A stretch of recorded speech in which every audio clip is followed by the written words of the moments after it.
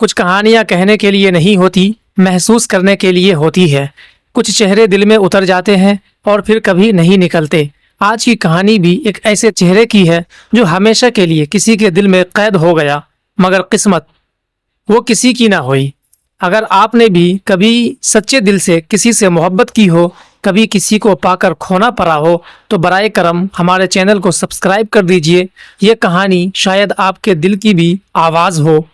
خزاں کا موسم، درختوں سے پتے جھڑ رہے تھے۔ لائبریری کے باہر ایک لڑکی کھڑی ہے، اس کا نام ہے فریحہ۔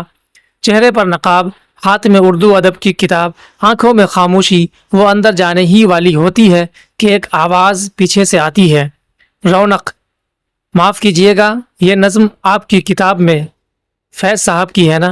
فریحہ نظریں جھکا کر کہتی ہے، جی۔ رونق مسکرا کر کہتا ہے، خوبصورت لفظوں کو خوبصورت ہاتھ میں دیکھ کر کچھ لمحے رک جانا لازم ہوتا ہے۔ فریحہ کچھ نہ کہہ پاتی ہے، بس اندر چلی جاتی ہے۔ رونق، محبت کو لفظوں میں باندھنا آسان نہیں، لیکن تمہیں دیکھ کر دل چاہتا ہے ہر لفظ تم پر لکھ دوں۔ فریحہ، محبت صرف دیکھنے سے نہیں، سمجھنے سے ہوتی ہے، اور میں نہیں چاہتی کہ تم میرے لیے اپنی زندگی مشکل بنا لو۔ رونق، اگر محبت مشکل نہ ہو تو سچی کیسے ہوگی؟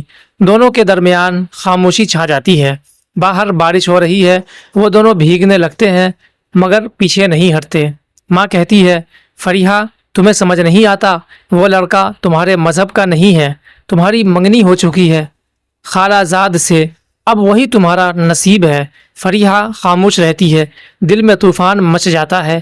اسی رات فریحہ رونق کو ایک خط لکھتی ہے، رونق، تم سے محبت کرنا میری زندگی کی سب سے خوبصورت غلطی تھی، لیکن میں ایک بیٹی بھی ہوں، اور یہ دنیا صرف محبت پر نہیں چلتی۔ میں تمہیں نہ پا سکوں گی، لیکن تم ہمیشہ میرے دل میں رہو گے۔ رونق، تم چلو، میں اپنا مذہب بدل لوں گا، میں تمہارے لیے سب کچھ چھوڑنے کو تیار ہوں۔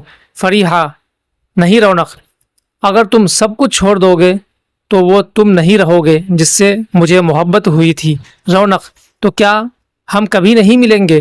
فریحہ، نہیں، مگر میں روز تمہیں دعا میں مانگوں گی بغیر آواز کے۔ دونوں ایک دوسرے کی طرف دیکھتے رہتے ہیں۔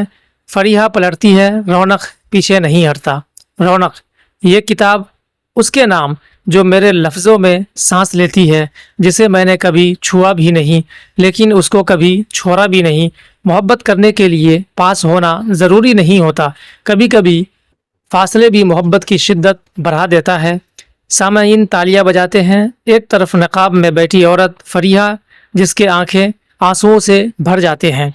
دوستو، یہ کہانی ہمیں سبق دیتی ہے کہ اگر آپ کسی سے محبت کرتے ہیں تو ضروری نہیں اس محبت کو آپ اپنی شرطوں پر جیے۔ ہو سکتا ہے سامنے والے کی کچھ مجبوری ہو، اور اس کی مجبوری کو دیکھ کر آپ اس کا ساتھ دیں، اس کی محبت کے روبرو چلے، اس کے فیصلے کے ساتھ آپ کھڑے ہو۔ یہی تو اصل محبت ہے۔ محبت پا لینے کا نام نہیں ہے، محبت کھو دینے کا نام اصل محبت ہے۔ یہ کہانی بھی ہمیں یہی سکھاتی ہے۔ دوستو، یہ ویڈیو اچھی لگی ہو تو اسے لائک شیئر ضرور کریں۔ چینل پر نئے ہیں تو چینل کو بھی سبسکرائب کر لیں۔